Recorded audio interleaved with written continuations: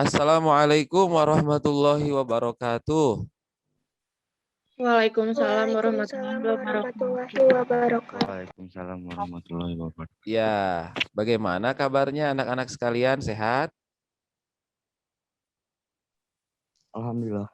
Alhamdulillah Alhamdulillah sehat ya. sehat. Semuanya mudah-mudahan kalian sehat selalu. Ini 9E. Alhamdulillah sehat. Baik, saat ini kita akan mulai materi tentang meraih kesuksesan dengan sikap optimis, ikhtiar, dan tawakal. Optimis, ikhtiar, dan tawakal ini kunci untuk meraih kesuksesan. Bagaimana penjelasannya nanti ya. Sebelumnya kita berdoa terlebih dahulu agar pembelajaran kita hari ini mendapatkan ridho dari Allah Subhanahu wa taala. Berdoa dengan membaca Al-Fatihah bersama-sama. Dimulai. Al-Fatihah. Bismillahirrahmanirrahim. Alhamdulillahirabbil alamin, arrahmanirrahim, maliki yaumiddin, iyyaka na'budu wa iyyaka nasta'in. Ihdinas siratal mustaqim, siratal ladzina an'amta 'alaihim ghairil maghdubi 'alaihim waladdallin. Amin. Dan doa mau belajar, Robbi zidna ilman warzuqna fahman birahmatika ya arhamar rahimin. Ya.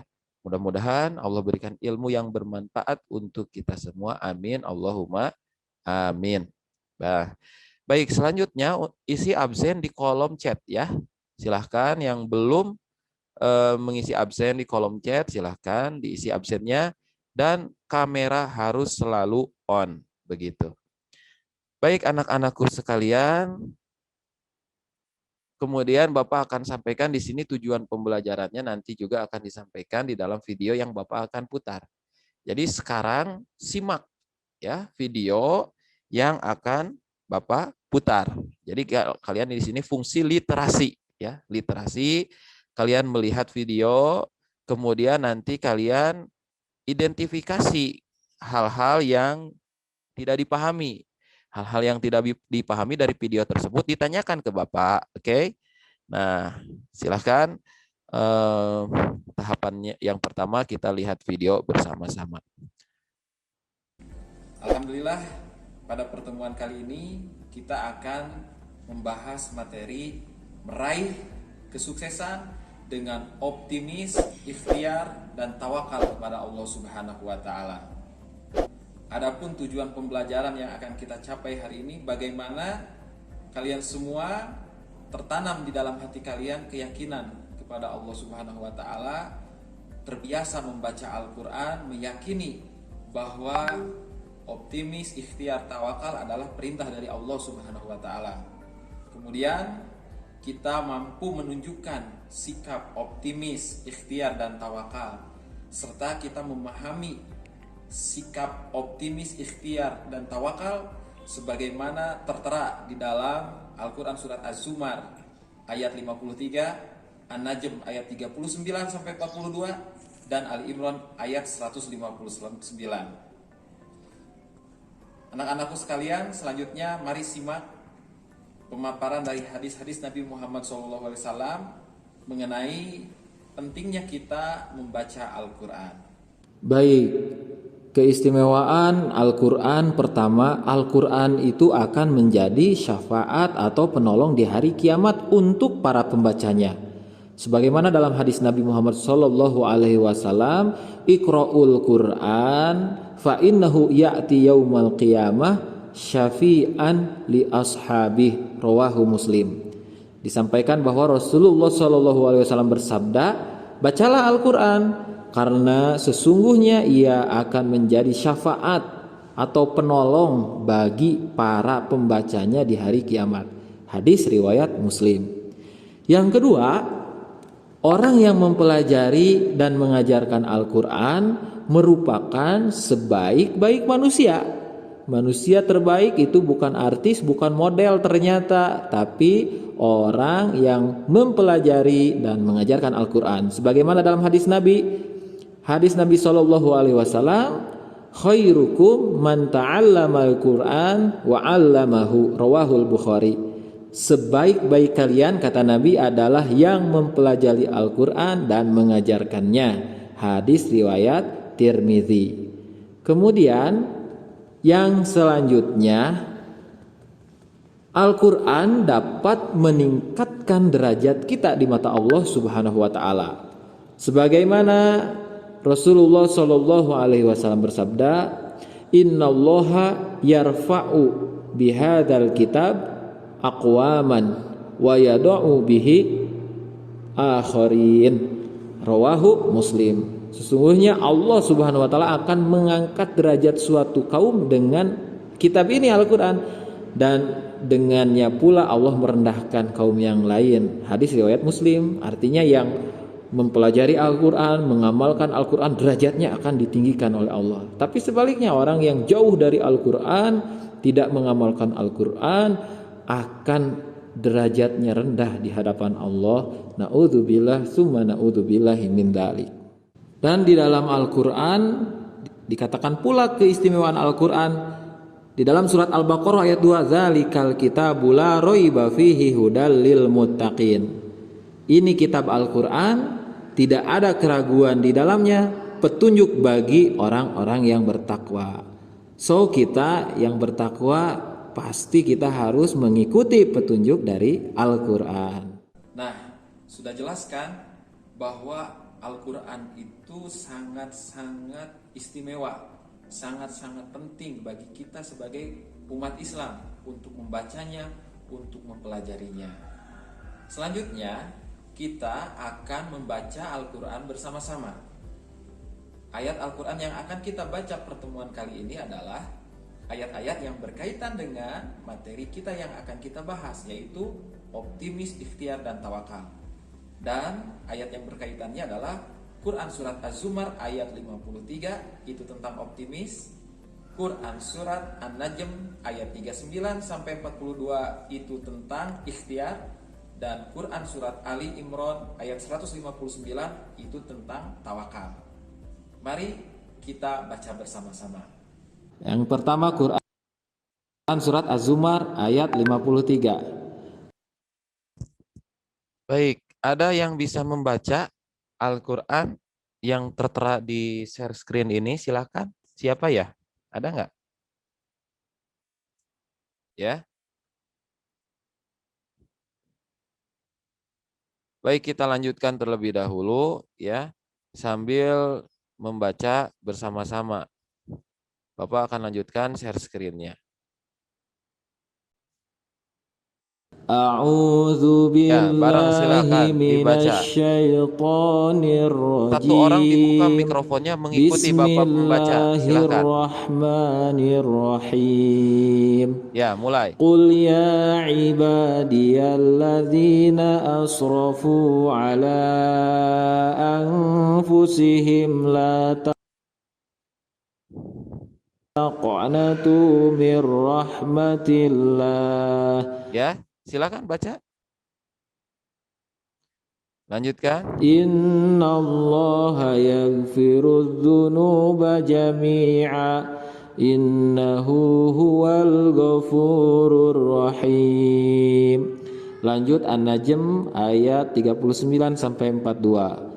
Wa allaisa lil insani illa ma sa'a wa anna sa'yahu sawfa yura thumma yujzahul jazaa'al awfa wa anna ila rabbikal muntaha. Dan terakhir kita baca Quran Surat Ali Imran ayat 159. Fabima rahmatim minallahi lintalahum walau kunta faddan ghalidhal qalbi lanfaddu min hawlik fa'fu anhum wastaghfir lahum wasyawirhum fil amr fa idza azamta fatawakkal 'ala Allah innallaha yuhibbul mutawakkilin. Shadaqallahul azim. Baik. Nah, itu tadi bacaan surat yang berkenaan dengan materi optimis, ikhtiar, dan tawakal ya. Nah, nanti dibuka Al-Qur'annya, silahkan. Di situ ada apa surat yang pertama? Surat apa tadi? Al-Az-Zumar ayat 53, An-Najm ayat 39 sampai 42, Ali Imran ayat 159. Baik, Bapak lanjutkan share screen-nya. Silahkan disimak baik-baik videonya. Ini yang berkaitan dengan materi kita kali ini ya. Kita lanjutkan. Barusan kita telah membaca Al-Quran bersama-sama. Mudah-mudahan malaikat mencatat amalan kita tadi dan Allah Subhanahu wa Ta'ala memberikan pahala kepada kita semua. Amin, Allahumma amin. Baik, selanjutnya kita akan masuk kepada materi pokok. Kita akan memahami sikap optimis, ikhtiar, dan tawakal. Sikap optimis ini digambarkan di dalam surat Az-Zumar ayat 53. Kata kuncinya adalah la taqnatu mir rahmatillah. Janganlah engkau berputus asa dari rahmat Allah. Sesungguhnya Allah Maha Pengampun lagi Maha Penyayang. Di situ dikatakan bahwa kita tidak boleh berputus asa. Nah, putus asa ini adalah lawan kata dari sikap optimis. Yang mana tentu artinya bahwa kita harus optimis karena Allah itu Maha Pengampun, Maha Penyayang, Maha Pengasih. Allah itu Maha Baik. Maka kita harus optimis di dalam menjalani kehidupan kita. Di dalam kisah optimis ataupun kisah keputusasaan ada kisah yang terkenal yang sering kita dengar mungkin, yaitu kisah seorang preman bisa dikatakan di zaman dahulu, di zaman Bani Israel. Ini diceritakan oleh Rasulullah SAW dalam hadis yang masyhur bahwa di zaman dahulu ada seorang bisa dikatakan preman. Dia ini membunuh sampai 99 orang. Bayangkan, membunuh satu orang saja sudah keterlaluan, sungguh sangat kejam. Ini membunuh 99 orang dengan tanpa belas kasihan. Sudah pasti ini adalah kekejaman yang nyata, yang real. Maka pada suatu ketika preman tersebut merenung dengan kejahatan yang dia lakukan dan dia berniat untuk bertobat. Akhirnya dia mencari seseorang yang bisa diajak ngobrol, istilahnya diajak curhat. Akhirnya dia menemui seorang yang dianggap pandai di daerah tersebut. Kemudian dia menceritakan maksud tujuan dia untuk bertobat, bahwa dikatakan dia pernah membunuh 99 orang dan kira-kira Allah mengampuni dosanya atau tidak. Namun orang pandai tersebut mengatakan bahwa Allah tidak akan mengampuninya karena kamu ini orang kejam. Akhirnya marahlah si preman tersebut karena masih ada tuh watak-watak premannya, meskipun mau tobat akhirnya dibunuh lagi tuh. Istilahnya itu orang pandai tersebut, hingga jadilah 100 orang yang telah dia bunuh. Kemudian dia tidak berhenti dari situ, dia tetap menyesali segala perbuatannya dan dia mencari orang-orang yang kiranya bisa memberikan solusi, pencerahan dari kegalauannya, karena dia ini sudah membunuh 100 orang. Hingga akhirnya dia menemukan seorang orang pandai lagi yang lainnya dan dia mencurhatkan apa yang telah dia lakukan, dan orang pandai tersebut berkata, sesungguhnya Allah Maha Pengampun dan Allah akan mengampuni dosa-dosa Anda seluruhnya bagaikan bayi yang baru lahir. Seperti itu. Akhirnya orang preman tersebut akhirnya bersedih, kemudian dia itu menangis kepada Allah Subhanahu wa Ta'ala dan dikasih petunjuk oleh orang pandai untuk hijrah ke tempat orang-orang yang ahli ibadah. Soalnya si preman ini ternyata hidup di lingkungan yang orang-orangnya nakal-nakal, istilah katanya tuh. Kata orang soleh itu, silakan sekarang kamu tobat, Allah ampuni dosa-dosamu, Allah ini Maha Pengampun. Silakan kamu hijrah pergi ke daerah di mana orang-orang tersebut ahli ibadah agar kamu terbawa rajin ibadah. Nah, ketika dia berjalan menuju tempat ahli ibadah tersebut, belum sampai tujuan dia meninggal dunia. Padahal dia belum melakukan ibadah. Kemudian turunlah malaikat azab dan malaikat rahmat yang memperdebatkan siapa yang harus mengambil. Apakah orang tersebut harus diambil untuk disiksa atau untuk mendapat kenikmatan? Malaikat rahmat ini untuk membawa dia agar dia mendapat kenikmatan di alam kubur. Sedangkan malaikat azab ini membawa mayat tersebut untuk apa? Untuk disiksa di dalam kubur. Kemudian berseterulah. Ini kata malaikat azab itu, ini dia banyak dosa. Kata malaikat rahmat, ini dia udah tobat. Oh, berseteru. Akhirnya turunlah malaikat Jibril diutus oleh Allah Subhanahu wa Ta'ala. Kemudian malaikat Jibril mengatakan bahwa diukurlah jarak antara tempat dia meninggal dari tempat asalnya dan dari dia meninggal ke tempat dia mau hijrah. Dekat kemana? Ternyata setelah diukur dekat ke tempat dia mau hijrah. Ada yang mengatakan lebihnya hanya sejengkal, dekat ke tempat dia mau hijrah. Akhirnya diambillah oleh malaikat rahmat dan dia mendapatkan kenikmatan di alam kuburnya. Nah, ini kisah yang pertama. Bahwa apa kesimpulannya? Nah, silakan kalian, itu tugas kalian untuk menyimpulkan dengan bahasa kalian. Cuma Bapak di sini sampaikan bahwa intinya Allah Maha Pengampun.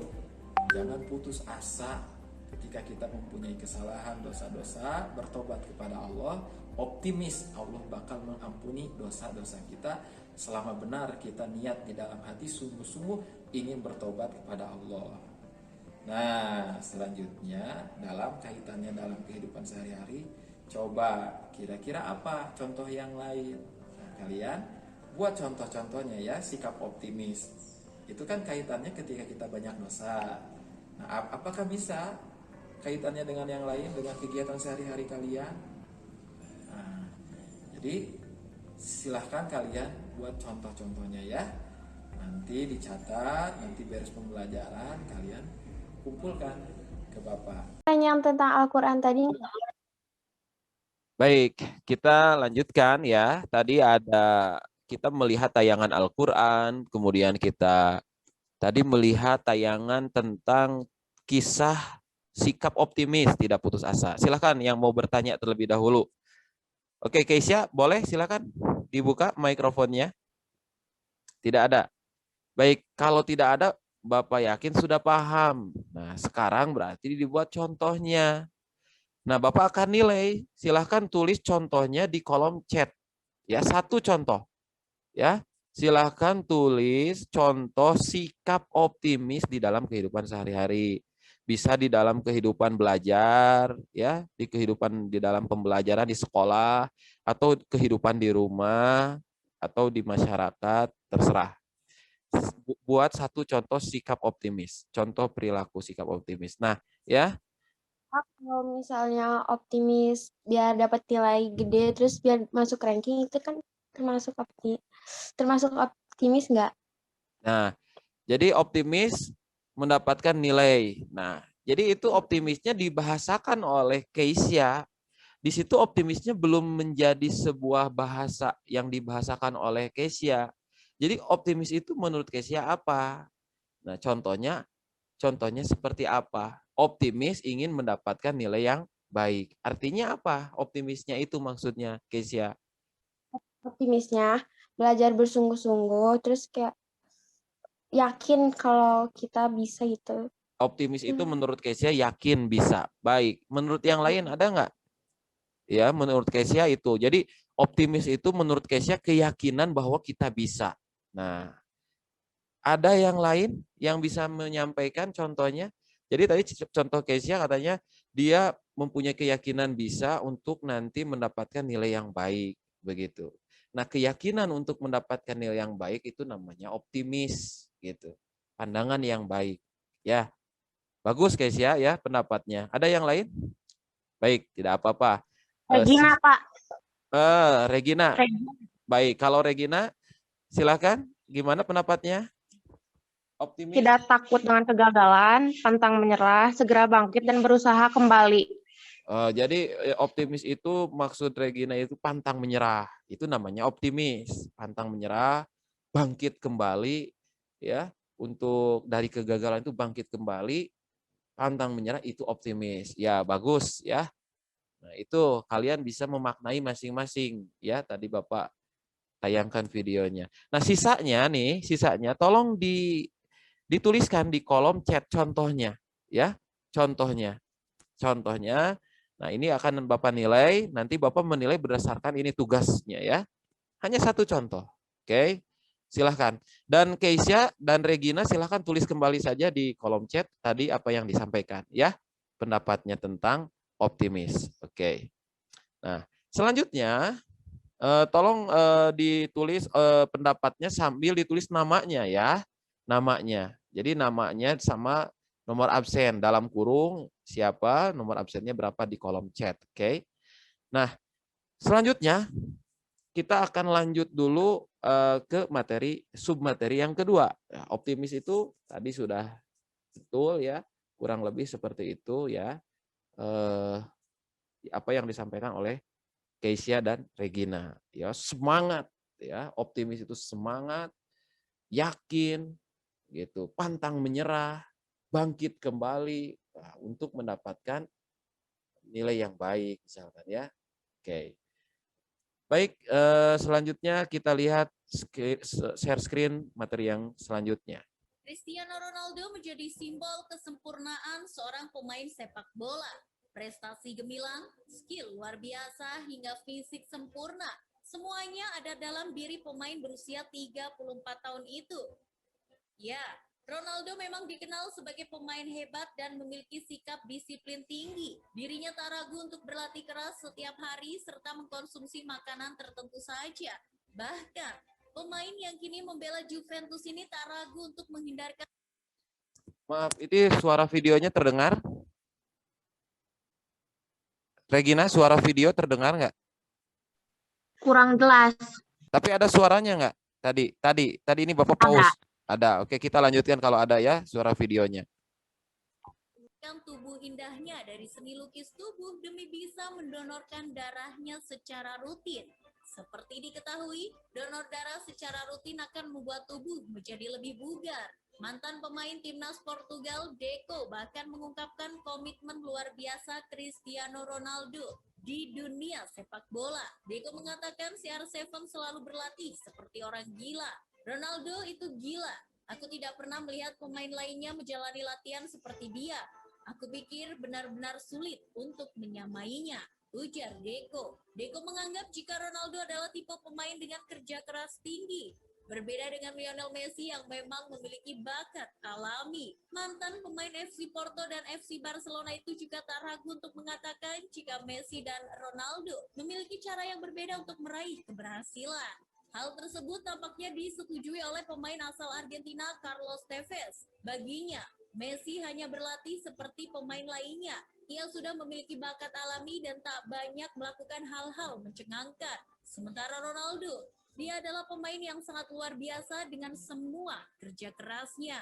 Bahkan Tevez pernah menceritakan pengalaman uniknya saat berada satu tim bersama Cristiano Ronaldo di Manchester United. Tevez membeberkan rahasia di balik karir gemilang Ronaldo di Old Trafford. Perlu diketahui, Carlos Tevez yang didatangkan United pada 2007 berhasil memenangi 6 piala dalam 2 tahunnya bersama United. Saat itu, dirinya membentuk kombinasi lini serang mematikan bersama Wayne Rooney dan tentunya Cristiano Ronaldo. Saat akan menjalani latihan bersama Manchester United, Tevez sempat dibuat bingung oleh kedisiplinan yang ditunjukkan Ronaldo. Baginya, Ronaldo sangat tertarik untuk meningkatkan satu aspek dari permainan khususnya. Begitu banyak yang dia lakukan di sesi latihan, sehingga pemain asal Portugal itu selalu berada di tempat latihan untuk waktu yang lama. Tak hanya menjadi pemain paling lama berada di tempat latihan, hal lain yang membuat Carlos Tevez tercengang adalah tentang waktu kehadiran CR7 ke tempat latihan. Saat itu, latihan dimulai pukul 9 pagi dan Tevez sudah datang 1 jam sebelum latihan dimulai. Namun, Ronaldo ternyata sudah sampai terlebih dulu. Di hari berikutnya, ia sengaja datang pukul 7 untuk mendahului Ronaldo. Namun ternyata, Ronaldo sudah ada di tempat latihan. Penasaran, Tevez datang ke tempat latihan pukul 7.30. Namun, lagi-lagi Ronaldo juga sudah berada di sana. Masih terus penasaran dan ingin datang lebih awal dari Ronaldo, Tevez pergi ke tempat latihan pukul 6 pagi. Namun, usahanya juga berakhir sia-sia. Pemain yang sempat menjadi andalan Manchester United itu sudah datang meski masih mengantuk. Ketika latihan itu seharusnya dilaksanakan jam 9 pagi. Aku tiba di sana jam 8, tapi ternyata dia, Ronaldo, sudah ada di sana. Bahkan jika aku tiba pada jam 7.30, dia juga sudah ada di sana. Aku mulai bertanya pada diri sendiri, bagaimana aku bisa menyingkirkan orang ini? Jadi suatu hari aku tiba pukul 6, tetapi apa yang terjadi? Ya, dia sudah ada di sana. Dikutip dari ungkapan Carlos Tevez, Ronaldo memanglah pemain yang sangat luar biasa. Dia menaruh semangat dan kerja keras di atas segalanya. Tekadnya untuk menjadi yang terbaik sudah berkobar sejak lama. Hal itulah yang membuat Ronaldo layak disebut sebagai sumber inspirasi bagi pemain lain. Baik ya. Tadi sudah jelas ya. Itu Cristiano Ronaldo ya. Jadi dia pekerja keras, berusaha sungguh-sungguh, jadi dia jadi pemain terbaik gitu. Jadi pemain terbaik. Selanjutnya, paham ya dari sini makna ikhtiar itu, makna ikhtiar itu. Ya, berusaha sungguh-sungguh, bekerja keras, itu namanya ikhtiar. Nah, selanjutnya siapa yang mau memberikan contoh ikhtiar nih? Silakan. Ada yang bisa menyebutkan contoh ikhtiar dalam kehidupan sehari-hari? Ya. Tadi kan contoh ikhtiarnya dalam kehidupan secara umum ya, ada orang yang pemain bola tapi dia sungguh-sungguh. Bagaimana pendapatnya Regina? Berlatih terus hingga juara atau kayak pantang menyerah. Jadi contoh dari di kehidupan sehari-hari Regina. Yang Regina lakukan, ikhtiar itu contohnya apa sih gitu? Regina? Ketika Regina berikhtiar, contohnya seperti apa dalam kehidupan sehari-hari? Coba. Berlatih semaksimal mungkin agar menjadi juara. Berlatih semaksimal mungkin agar menjadi juara. Juara apa? Perlombaan. Nah, itu contohnya bisa ya. Jadi seperti itu. Ada lagi yang mau ngasih contoh? Ya. Nah, jadi memang seperti itu contohnya kurang lebih ya. Ya, silahkan Keisha, apa contohnya? Baik, yang lain silahkan tulis contoh ikhtiar. Kamu tulis di kolom chat. Tulis kamu contoh perilaku ikhtiar, terus kasih nama. Ya, begitu. Muhammad Jaini mau memberi contoh? Ya, jadi berikhtiar itu seperti itu. Baik. Nah, ya, Edric ya, nanti Edric dicatat di kolom chat ya. Silakan apa gimana Edric? Tetap berjualan meskipun tak laku. Wah, berusaha terus. Nah, begitu ya. Baik, betul. Terakhir submateri dari pelajaran ini adalah sikap tawakal. Mari simak video yang akan di-share. Ya. Ini poin terakhir. Atau submateri selanjutnya dari pelajaran kita hari ini adalah memahami sikap tawakal. Nah, sikap tawakal ini tertera di dalam Al-Quran surat Ali Imran ayat 159. Kata kuncinya adalah fa'idha azamta fatawakkal 'alallah. Apabila engkau telah membulatkan tekad, selanjutnya tawakal kepada Allah, selanjutnya pasrah kepada Allah Subhanahu wa taala. Nah, di dalam kasus tawakal ini ada kisah di zaman Nabi Muhammad SAW. Di dalam hadis riwayat Tirmidzi bahwa di zaman Nabi ada seorang sahabat yang meninggalkan untanya di depan masjid tanpa diikat untanya itu. Kemudian ditanya oleh Nabi, ikat dulu untanya. Kata sahabat tersebut dijawab, saya tawakal kepada Allah, pasrah kepada Allah, amanlah, nggak akan ada yang nyuri unta saya. Istilahnya seperti itu. Kemudian kata Rasulullah SAW, ikat dulu baru kamu bertawakal kepada Allah. Nah, artinya di sini apabila kita melakukan sesuatu, kita berusaha terlebih dahulu, baru kita pasrah kepada Allah. Tidak bisa kita langsung pasrah kepada Allah tanpa berusaha dulu. Untanya nggak diikat dulu, pasrah aja sama Allah. Tidak bisa seperti itu. Allah menyuruh kita usaha dulu, ikat dulu. Nah, jadi ada berkaitan nih dengan materi sebelumnya, submateri sebelumnya ikhtiar.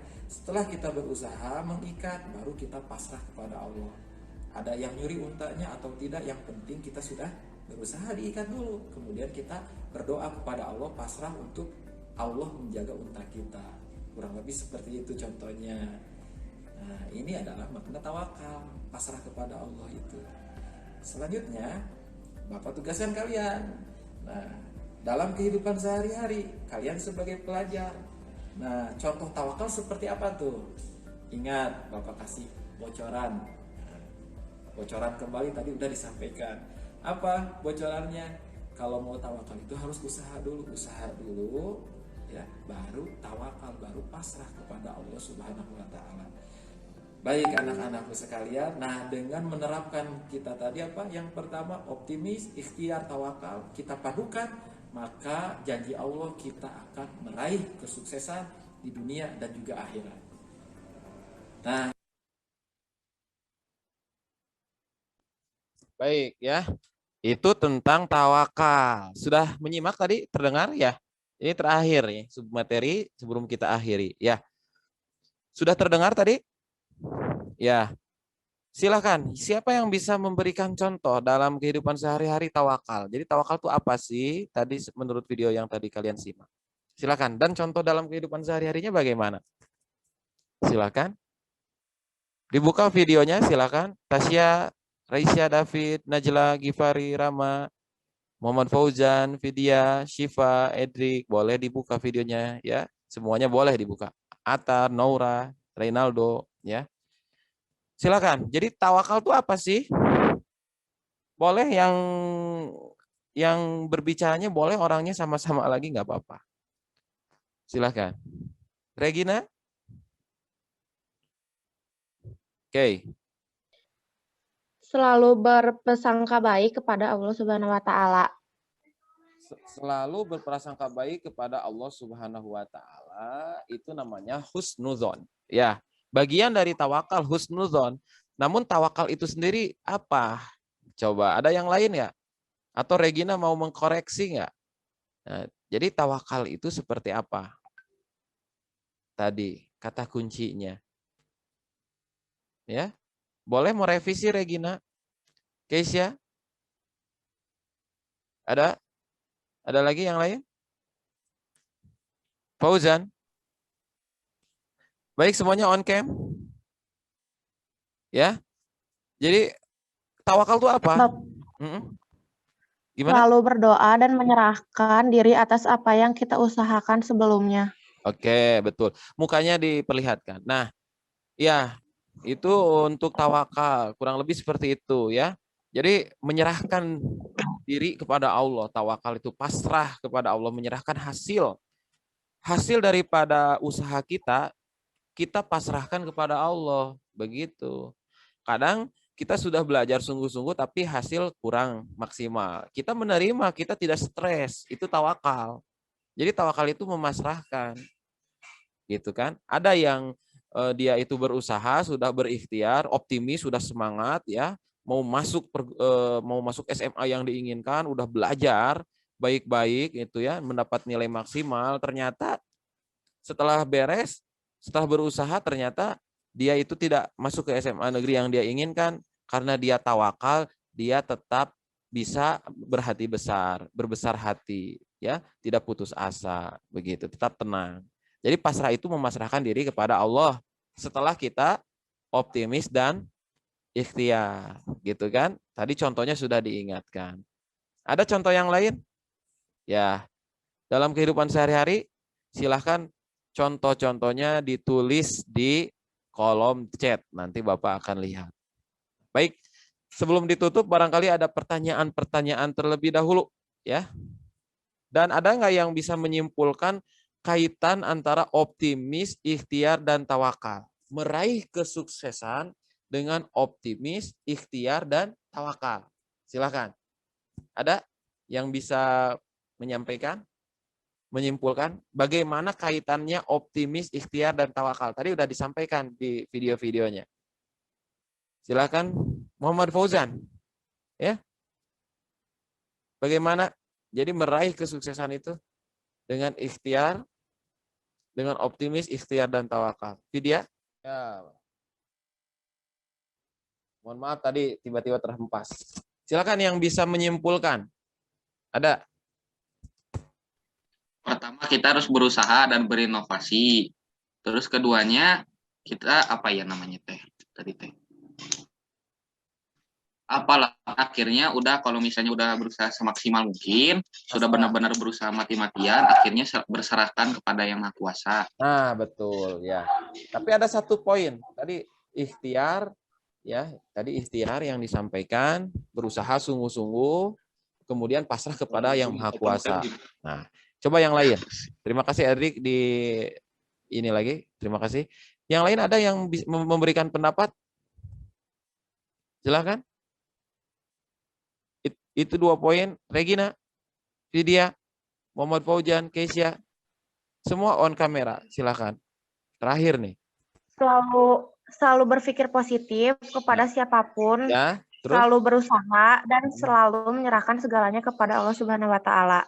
Betul. Ya, kurang lebih seperti itu ya semuanya. Jadi kesimpulannya itu adalah selalu berpikir positif, optimis itu. Nah, kata kuncinya kita mempunyai pandangan yang positif. Ketika kita mengalami kegagalan, kita mempunyai pandangan positif bahwa kita masih bisa bangkit. Nah, ini optimis dulu. Jadi kita harus punya pandangan positif, punya keyakinan bahwa kita bisa. Itu ya yang pertama. Kemudian keyakinan itu dituangkan dalam bentuk nyata, yaitu usaha, ikhtiar namanya. Nah, keyakinan itu kita wujudkan dengan berusaha. Contohnya, kita yakin kita bisa mendapatkan nilai yang baik, kemudian kita wujudkan dengan berusahanya. Apa usahanya? Rajin belajar. Nah, kemudian setelah kita rajin belajar, kemudian kita mengikuti ulangan atau ujian, penilaian, kemudian kita pasrah hasilnya kepada Yang Maha Kuasa, kepada Allah Subhanahu wa taala. Itu ya untuk materi kita kali ini, yaitu meraih kesuksesan dengan optimis, ikhtiar, dan tawakal. Paham nih semuanya ya? Insya Allah paham? Paham? Regina paham? Paham. Paham, Pak. Ya, semuanya coba dibuka videonya, dijawab ya. Nah, selanjutnya contoh tawakal silahkan kamu tulis di kolom chat ya. Contoh ikhtiar, contoh tawakal, contoh optimis di dalam kehidupan sehari-hari. Kasih nama dan nomor absen. Ya, Bapak nanti akan menilai dari kolom chat ini. Baik. Nah, itu saja mungkin untuk pertemuan kali ini. Pertemuan yang selanjutnya kita akan masih membahas materi yang berkaitan dengan ini, dengan optimis, ikhtiar, dan tawakal. Namun dalam sudut pandang ayat Qur'annya. Nah, nanti kita akan belajar membaca ayat Qur'annya bersama-sama. Ya, di pertemuan ini hanya sekilas karena kita fokusnya kepada materinya, yaitu optimis, ikhtiar, dan tawakal. Nah, selanjutnya kita akan belajar tajwidnya tentang qalqalah di pertemuan yang berikutnya. Sebelum kalian bertemu lagi nanti sama Bapak di pertemuan berikutnya, baca-baca dulu ya. Dan tugas-tugasnya jangan lupa untuk dikerjakan di kolom chat. Begitu. Nah, itu saja yang bisa Bapak sampaikan. Terima kasih atas perhatiannya. Mohon maaf atas segala kekurangannya. Sampai berjumpa di pertemuan yang akan datang. Wassalamualaikum warahmatullahi wabarakatuh.